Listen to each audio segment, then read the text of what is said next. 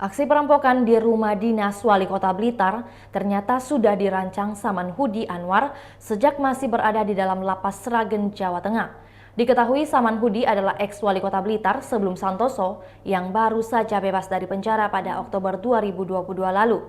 Dia dipenjara sejak 2018 karena kasus korupsi. Dari hasil penyelidikan selama 12 jam, penyidik mendapatkan fakta jika Saman Hudi lah yang memberikan informasi kepada 5 eksekutor perampokan dari dalam lapas. Saman Hudi disebut memberitahukan kepada eksekutor lokasi uang di rumah dinas ketika mereka masih menjadi warga binaan di lapas.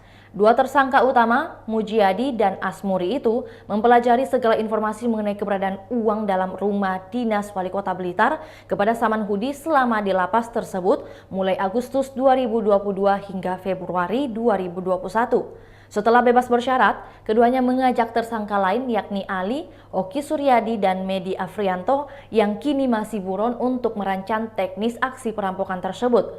Kurun waktu sebulan sebelum akhirnya mengeksekusi perampokan tersebut pada Senin 12 Desember 2022.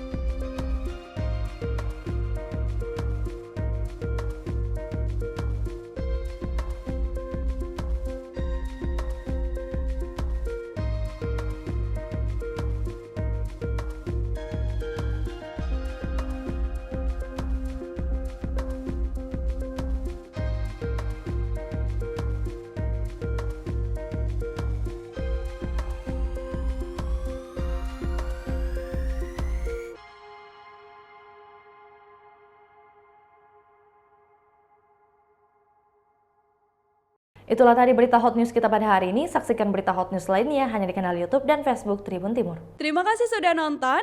Jangan lupa like, subscribe, dan share ya.